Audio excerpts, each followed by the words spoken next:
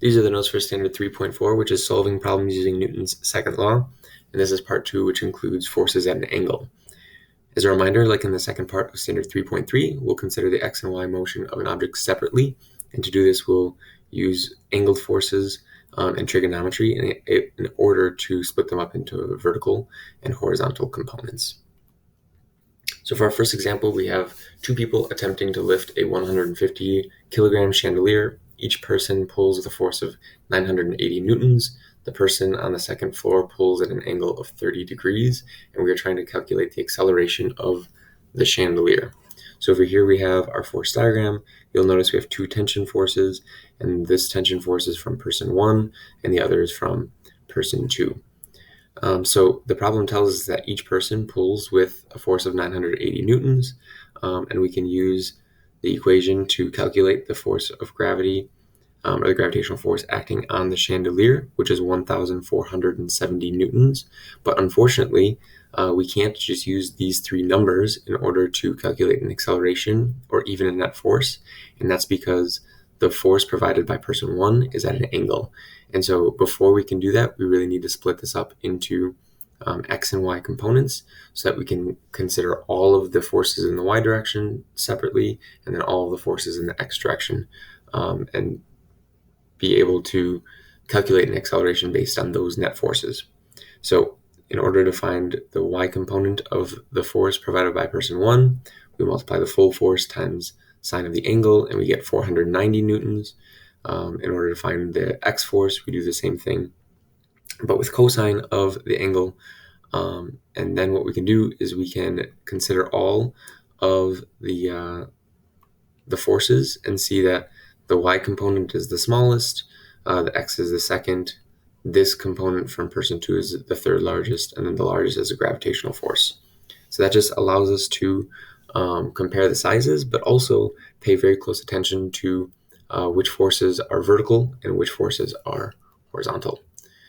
So in the y direction, we're only considering the y component of person 1, the full tension force of person 2, and the gravitational force. And so what we're doing is we're adding both forces that are upwards and subtracting the force that is downwards.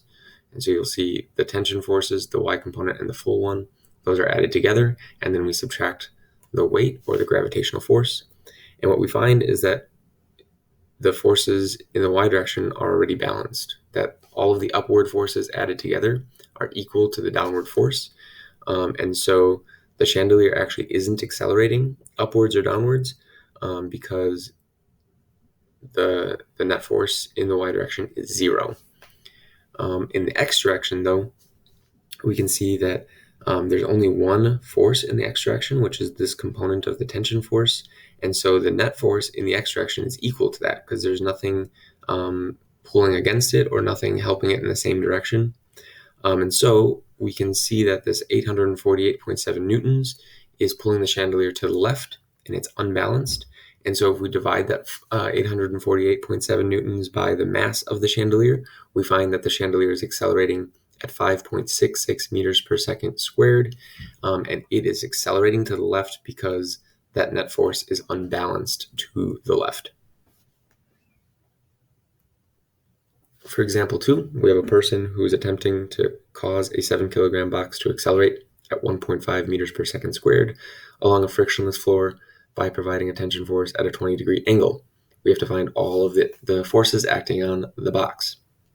And so we can start by making a force diagram. Here we've got a gravitational force acting on the box, a normal force provided by the ground, and then a tension force provided by that person. Notice that the tension force is at an angle, and therefore we need to split it up into components before we can start to identify the strengths of individual forces. And so this is that same triangle with a little bit more detail. And because the problem tells us that the box is accelerating at 1.5 meters per second squared, we can use that information in order to calculate the net force in the x direction.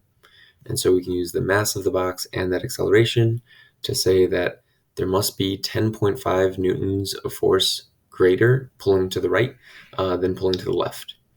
And since this tension force or this x component of the tension force is the only force pulling in the x direction, then we can say that the strength of that component is the same as the net force, because it's the only force that's unbalanced and causing the box to accelerate in the x direction.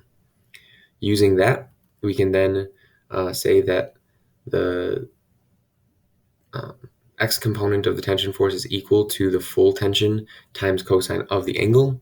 And so in this case, we can actually use 10.5 newtons and 20 degrees and divide by that cosine to get that the full strength of the tension force is 11.2 newtons.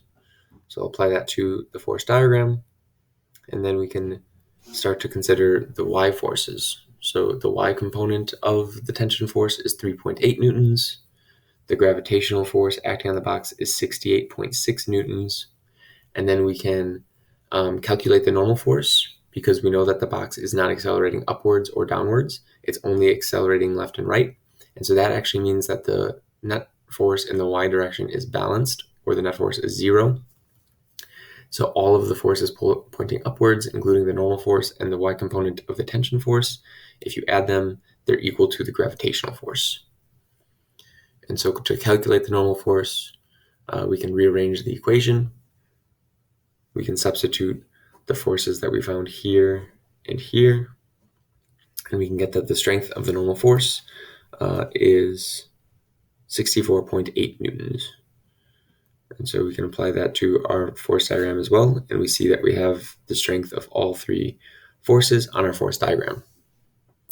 One note to notice is that our x direction and our y direction are completely independent, and so if there is acceleration in one of these directions, then we can use the equation for Newton's second law.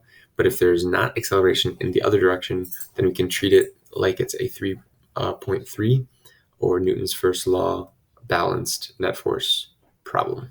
Thank you for watching.